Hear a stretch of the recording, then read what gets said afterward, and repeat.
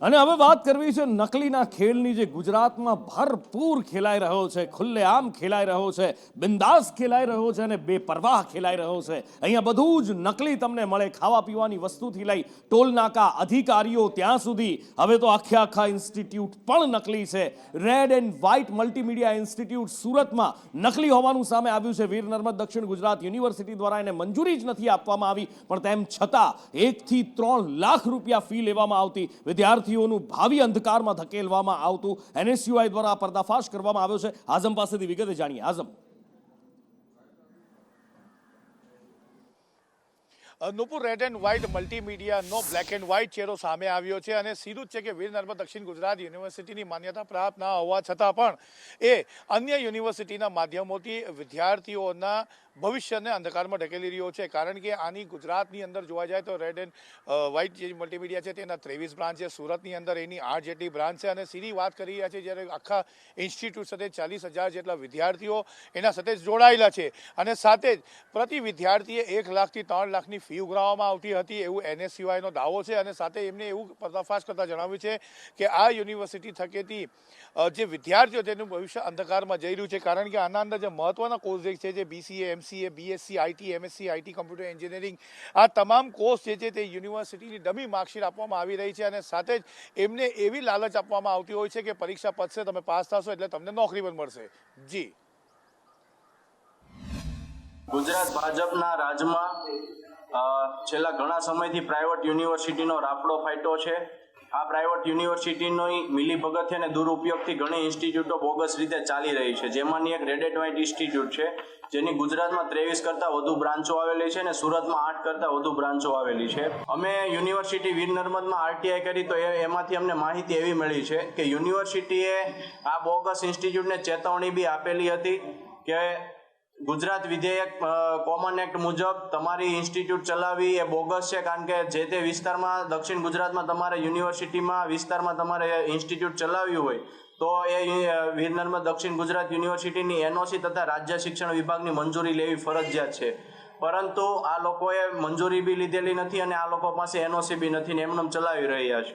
ગુજરાતના રસ્તા પર તો જાણે મોતનું તાંડવ થઈ રહ્યું છે। એક બાજુ જ્યાં રફતારના રાક્ષસો બેફામ બન્યા છે, ત્યાં બીજી બાજુ માણસ ઘરેથી નીકળે પછી પાછો આવે એની કોઈ જ ગેરંટી નથી। થોડા સમય પહેલા જ આપણે ઊંઝામાં જોયું હતું, એક ઇકો કાર ચાલકની લૂંટના ઈરાદે હત્યા કરી નાખવામાં આવી હતી। હવે આવું જ કંઈક મધ્ય ગુજરાતમાં પણ થયું છે। ઉત્તર ગુજરાત, મધ્ય ગુજરાત, બધે જ આ જ દ્રશ્યો જોવા મળે છે। એક ટ્રક ચાલકને લૂંટી લીધો અને ત્યારબાદ તેની હત્યા કરવામાં આવી। ક્યાં કેવી રીતે આ બનાવ બન્યો અને હત્યારાઓને પકડવા પોલીસ દ્વારા શું કાર્યવાહી કરવામાં આવી રહી છે, રાજેશ પાસેથી જાણીએ।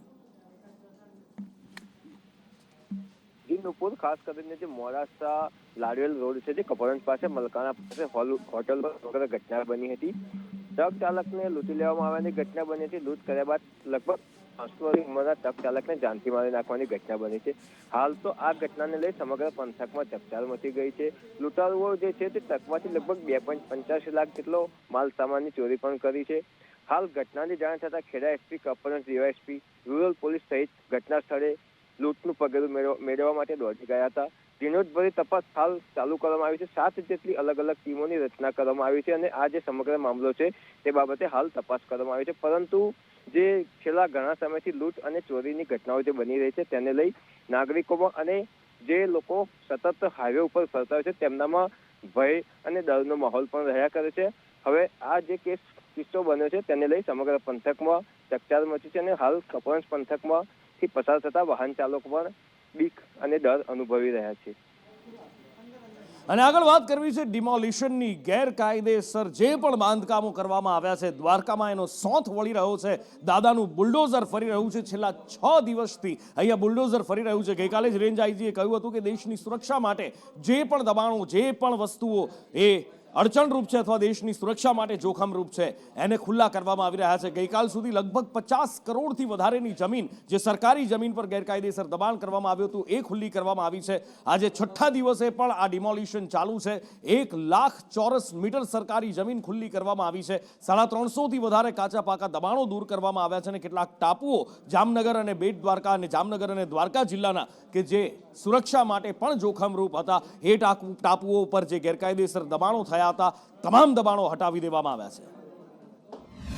આજે બેટ દ્વારકામાં ડિમોલેશનનો 6ઠ્ઠો દિવસ અને સંદેશ ન્યૂઝની ટીમ અહીં પહોંચી છે ત્યારે હું આપને દ્રશ્યો બતાડીશ મારી પાછળના કે જ્યાં બાલાપર વિસ્તાર હતો. આ બાલાપર વિસ્તારમાં હજુ પણ જે મકાનો હતા તેમની ઉપર દાદાનું બુલડોઝર ફેરવી દેવામાં આવ્યું છે અને હાલમાં જે ડિમોલેશન છે તેની કામગીરી ચાલુ છે. ક્યાંક ને ક્યાંક કહી શકાય કે અંદાજિત જે મકાનો હતા તે 350 જેટલા મકાનો ઉપર બુલડોઝર ફેરવી દેવામાં આવ્યું છે સરકારી, અને જે ગેરકાયદેસર સરકારી જમીન ઉપર વસવાટ કરતા હતા તે લોકો ઉપર દાદાનું બુલડોઝર ફેરવવામાં આવ્યું છે. અને અંદાજિત જે કિંમત ગણાય તો 54 કરોડ રૂપિયા જેવી કિંમત થાય છે આ જમીન એ ખાલી કરવામાં આવી છે. અને હાલમાં પણ આજે જે ભીમસર તળાવ કહેવાય બેટ દ્વારકાનું, ત્યાં પણ ડિમોલેશન યથાવત છે. ને કહી શકાય કે ચુસ્ત પોલીસ બંદોબસ્ત છે.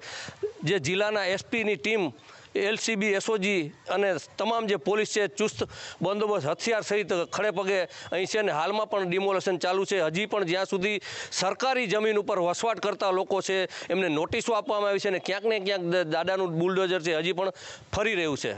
અનિલાલ, સંદેશ ન્યૂઝ, દ્વારકા. અને હવે વાત કરવી છે ગુજરાતના એ સરકારી કર્મચારીઓની જેમની ફિતરત ખબર નહીં કેવી થઈ ગઈ છે. એક બાજુ શિક્ષકો ચાલુ નોકરીએ વિદેશ પ્રવાસ પર જતા રહે છે અને એ જ ચેપ જાણે હવે પોલીસને લાગ્યો હોય એવું લાગે છે. ખાખીને આ ચેપ લાગ્યો છે. 4 પોલીસ કર્મીઓ વિદેશ પ્રવાસ પર જતા રહ્યા હતા અને મોટી ગાજ વરસી છે. જિગ્નેશ પાસેથી જાણીએ. અનુપુર, જે 4 પોલીસ કર્મચારીઓ વિરુદ્ધ એક્શન લેવામાં આવે છે, એટલે કે તેમને સસ્પેન્ડ કરવામાં આવે છે, તે 4 પોલીસ કર્મચારીઓ સરકારને ધ્યાન દોર્યા વગર તેઓએ ગેરકાયદેસર એટલે ખોટી રીતે વિદેશ પ્રવાસ કર્યો હતો. પોલીસ મેન્યુઅલમાં સ્પષ્ટ વાતનો ઉલ્લેખ કરવામાં આવ્યો છે કે કોન્સ્ટેબલ હોય કે અધિકારી, કોઈપણ વ્યક્તિ જ્યારે વિદેશ પ્રવાસમાં જતો હોય છે ત્યારે સૌ પ્રથમ મંજૂરી લેવાની હોય છે ગૃહ વિભાગમાંથી અને ત્યારબાદ તે પ્રવાસ પર જતો હોય છે. પરંતુ આ જે 4 પોલીસ કર્મચારીઓ વિરુદ્ધ જેમના વિરુદ્ધ એક્શન લેવામાં આવ્યા છે તે 4 પોલીસ કર્મચારીઓ કોઈપણ પ્રકારનું ધ્યાન દોર્યા વગર એટલે કે ખોટી રીતે સરકારને અથવા તો તેમનો જે પોલીસ મેન્યુઅલ છે તેનું ઉલ્લંઘન કરી અને તેઓએ આ વિદેશ પ્રવાસ કર્યો હતો. અને સાથે જ તે એકલા નહીં, તેમની સાથે કેટલાક આરોપીઓ પણ આ ટૂરમાં જોડાયા હોવાની ખાનગી સૂત્રો દ્વારા એટલે કે જે તપાસ એજન્સી છે તેના સંલગ્ન અધિકારીઓ જણાવી રહ્યા છે. અને તે જ માટે તેમના વિરુદ્ધ કાયદેસરની કાર્યવાહી કરવામાં આવી છે. કુલ 9 જે પોલીસ કર્મચારીઓ હતી તેમના વિરુદ્ધમાં તપાસ કરવામાં આવી હતી, ને જેમાં 4 કર્મચારીઓ સીધી રીતે આરોપીઓ સાથે જોડાઈ અને વિદેશ પ્રવાસ કર્યો હોવાથી તેમને તાત્કાલિક અસરથી સસ્પેન્ડ કરવામાં આવ્યા છે. તો બીજી તરફ અન્ય કેટલા પોલીસ કર્મચારીઓ, અધિકારીઓ છે જેઓ આ રીતે અન્ય ગુનાના આરોપીઓ સાથે મળી અને આ રીતે કૃત્ય કરે છે તેની તપાસ પણ ખાનગી રીતે શરૂ કરવામાં આવી છે. અને આગળ વાત કરવી છે આખા મુંબઈ નહીં પણ દેશ આખાને હચમચાવી દેનાર એ સમાચારની. કારણ કે વાસી ઉત્તરાયણની રાત હતી અને રાત્રે 2:30 વાગ્યાની આસપાસ બાંદ્રાના સદગુરુ શરણ એપાર્ટમેન્ટના 12મા માળે હો હા થઈ ગઈ. કારણ કે આ એપાર્ટમેન્ટ હતું કરીના કપૂર અને સૈફ અલી ખાનનું. એક અજાણ્યો વ્યક્તિ ઘૂસી આવે છે સૈફ અલી ખાન પર 1 2 3 4 5 6 છરીના ઘા ઝીકી દે છે અને ત્યાંથી ફરાર થઈ જાય છે. ગંભીર હાલતમાં સૈફ અલી ખાનને ખસેડવામાં આવે છે લીલાવતી હોસ્પિટલ. ટ્રીટમેન્ટ શરૂ થાય છે અને ડોક્ટરો તેનો જીવ બચાવવાની જહેમત શરૂ કરે છે. બીજી બાજુ સૈફ અલી ખાનના ઘરમાં હુમલો કરનારને પકડવા માટે પોલીસ તજવીજ શરૂ કરે છે. કરીના કપૂર ચિંતાતુર ચહેરે અહીંયા દેખાઈ રહી છે. આ બધા વચ્ચે એક મોટી માહિતી સામે આવે છે. દયા નાયકને પણ ફિલ્ડમાં ઉતારવામાં આવે છે, સિનિયર અધિકારીઓને ફિલ્ડમાં ઉતારવામાં આવે છે અને એક સસ્પેક્ટને આઈડેન્ટિફાઈ કરી લેવામાં આવે છે અને હવે પોલીસ એને પકડવા દોડી રહી છે. તો બીજી બાજુ જીવ બચાવવા માટે જે ડોક્ટરો મથામણ કરતા હતા તેમને પણ મોટી સફળતા મળી છે. કિન્નરી પાસેથી એક વિગત વિસ્તારથી જાણીએ. બિલકુલ નુપુર, જે પ્રમાણે સવારથી જ સમાચારો સામે આવી રહ્યા હતા, સૈફ અલી ખાન પર જે હુમલો કરવામાં આવ્યો હતો, કોણ આરોપી હતો તેને લઈને પણ પોલીસ દ્વારા સતત તપાસ ચલાવવામાં આવી રહી હતી. અને બાદમાં જ્યારે 10 જેટલી ટીમ બનાવવામાં આવી પોલીસ દ્વારા અને સમગ્ર મામલે જે તપાસ કરવામાં આવી, સીસીટીવી ફૂટેજ ફોડી નાખવામાં આવ્યા હતા અને તમામની અંદર અત્યારે જે સામે આવી રહ્યું છે, જે આરોપી હતો આરોપીનો ચહેરો પણ સામે આવ્યો છે. આરોપી જે હતો તે સીડીઓ દ્વારા ઉપર આવ્યો હતો અને ત્યારબાદ તે ઘરમાં ઘૂસ્યો હોવાનું સામે આવ્યું છે. અને જે બાળકોનો રૂમ હતો, આ બાળકોના રૂમ સુધી આ આરોપી પહોંચી ગયો હોવાનું સામે આવ્યું છે. ઉપરાંત જે હાઉસ હેલ્પ હતા, જે કેરટેકર હતા, તેમના દ્વારા તેને રોકવામાં આવ્યો તો તે સમયે તેના દ્વારા હુમલો પણ કરવામાં આવ્યો, બૂમાબૂમ કરવામાં આવી કેરટેકર દ્વારા. અને ત્યારબાદ સૈફ અલી ખાન દોડી આવ્યા હતા અને એમાં ઝપાઝપી થઈ હતી બંને વચ્ચે. અને જે આરોપી છે, જે ચોર ઘૂસી આવ્યો હતો, જે અજાણ્યો વ્યક્તિ ઘૂસી આવ્યો આવ્યો હતો. તેના દ્વારા સૈફ અલી ખાન પર 6 જેટલા ચાકુના વાર કરવામાં આવ્યા હતા, જેમાં 2 ગંભીર વાર કરવામાં આવ્યા હતા, જેને લઈને લોહી લુહાણ હાલતમાં સૈફ અલી ખાનને તાત્કાલિક લીલાવતી હોસ્પિટલ ખસેડવામાં આવ્યા હતા અને ત્યાં તેમના પર સર્જરી કરવામાં આવી. ન્યુરો સર્જન છે, કોસ્મેટિક સર્જન છે, તમામની દેખરેખ હેઠળ આ સર્જરી કરવામાં આવી. અત્યારે હાલ સૈફ અલી ખાનને આઈસીયુમાં રાખવામાં આવ્યા છે, તેમને સુપરવિઝનમાં રાખવામાં આવ્યા છે. તેમના પરિવારના લોકો, જે કરીના કપૂર ખાન હોય, સારા અલી ખાન, ઇબ્રાહિમ અલી ખાન, તમામ સુહા અલી ખાન પણ હોસ્પિટલ પહોંચી ગયા હતા. ઉપરાંત જે ફિલ્મ ઇન્ડસ્ટ્રીના ઘણા બધા જે તેમના રિલેટિવ્સ છે, જે ફ્રેન્ડ્સ છે, તે તમામ તેમને ખબર માટે થઈને પહોંચ્યા હતા. બીજી બાજુ જો વાત કરવામાં આવે એન્કાઉન્ટર સ્પેશિયાલિસ્ટ દયા નાયકની આગેવાનીની અંદર અત્યારે હાલ તપાસ ચાલી રહી છે. ઉપરાંત જે ફોરેન્સિકની પણ તપાસ ચાલી રહી છે. મહત્વપૂર્ણ રીતે 10 જેટલી ટીમો બનાવવામાં આવી છે અને અક્યુઝને ઓળખી નાખવામાં આવ્યો છે. અત્યારે અક્યુઝને પકડવા માટેની તજવીજ હાથ ધરવામાં આવી છે. નુપુર, અને ખૂબ જલ્દી તેને પકડી પણ પાડવામાં આવશે. શું કહે છે મુંબઈ પોલીસ, અને એ સૈફ અલી ખાનને ક્યાં ક્યાં ઈજાઓ થઈ હતી, કેવી રીતે એનો જીવ બચાવવામાં આવ્યો, કેટલા કલાકની સર્જરી થઈ, એ તમામ વિશે ડોક્ટરો પણ શું કહે છે એ પણ જુઓ. इनसिक्योरिटी हो जाती है कि कोई भी एनीबडी कैन अटैक अस, वो एक तो वो बहुत ज़्यादा अनफॉर्चुनेट है जो वो हुआ. ये दूंगी और ये बहुत ज़्यादा अनफॉर्चुनेट है and all my prayers are with them.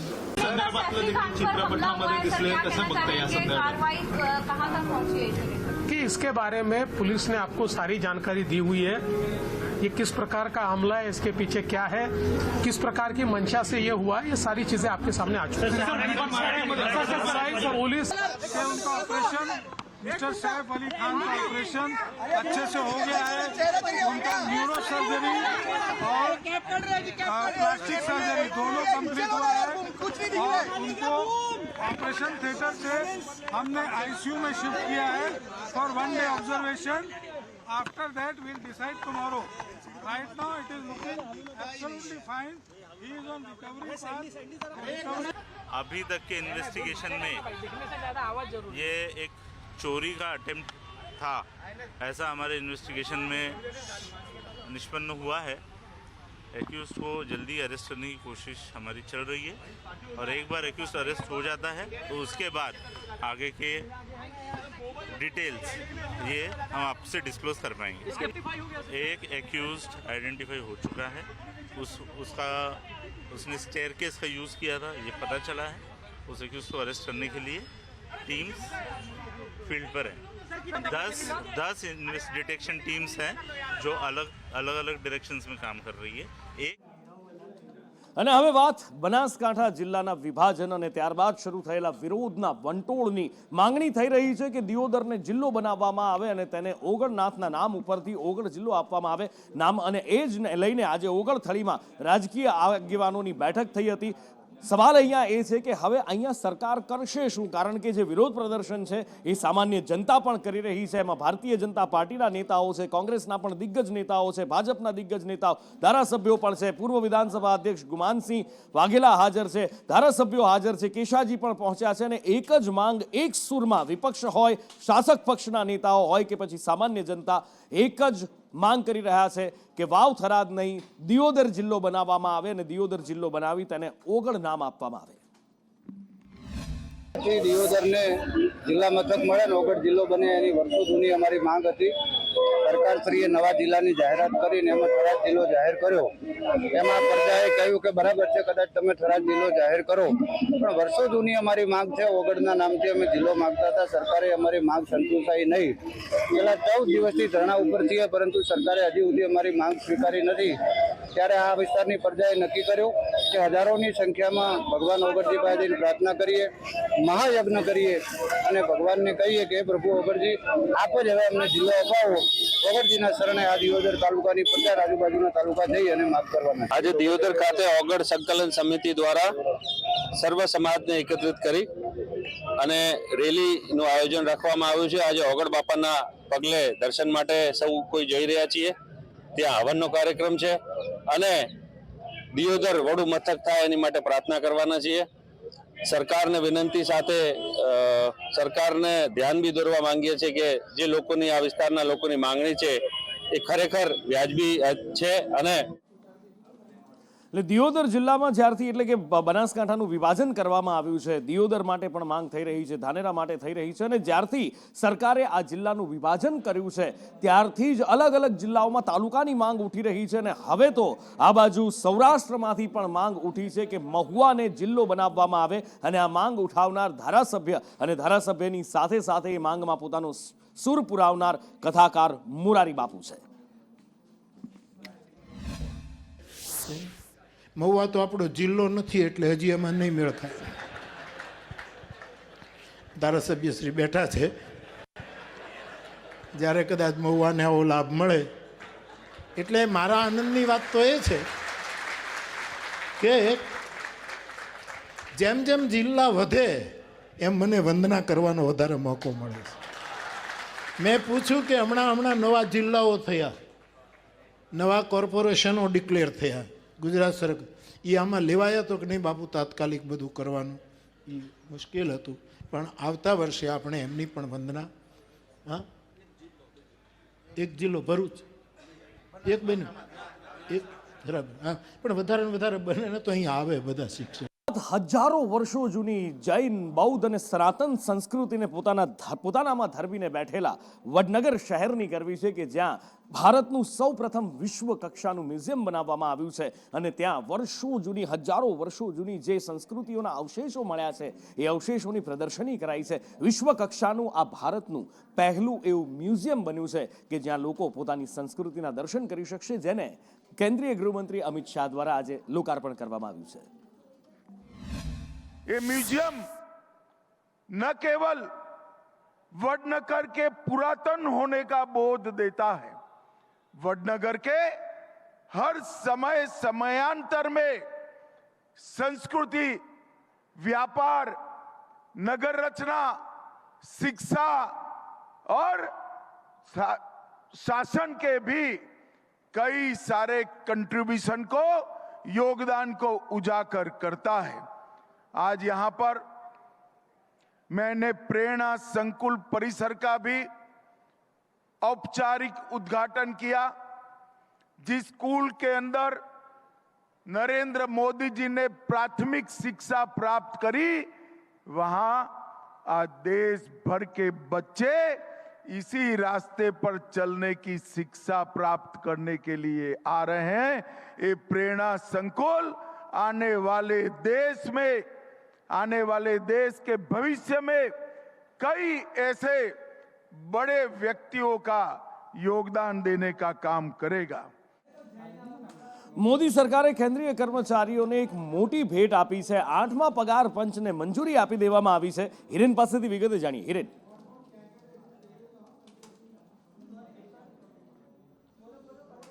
કેબિનેટે 8મા પગાર પંચની મંજૂરી પર મહોર મારી છે. આગામી દિવસોમાં આ નવા પગાર પંચ માટેની જે કમિટી, એના અધ્યક્ષ અને સભ્યોની નિમણૂક કરવામાં આવશે. લગભગ 50 લાખ કરતાં પણ વધુ કેન્દ્ર સરકારના કર્મચારીઓને આનો લાભ 2026ના થી મળશે. આ પગાર પંચ જે છે અત્યારે મંજૂર તો કરવામાં આવ્યું છે, પરંતુ એની શરૂઆત 1/1/2026થી એની અમલીકરણ શરૂ થશે. રાજ્યોએ પણ આ પ્રકારે પગાર પંચ બનાવી અને એના અમલીકરણ માટે અલગથી બહાલી આપવી પડશે. કર્મચારીઓના પગાર વધારા માટે આ પગાર પંચ બનતું હોય છે. મોંઘવારીના તમામ બાબતો ધ્યાનમાં રાખી એના પગાર વધારાની જે સિફારિશ છે તે કેન્દ્ર સરકારને આ કેન્દ્રીય કમિટી જે છે એ કરશે, અને એના આધારે 8મું પગાર પંચ જે છે તે લાગુ થશે.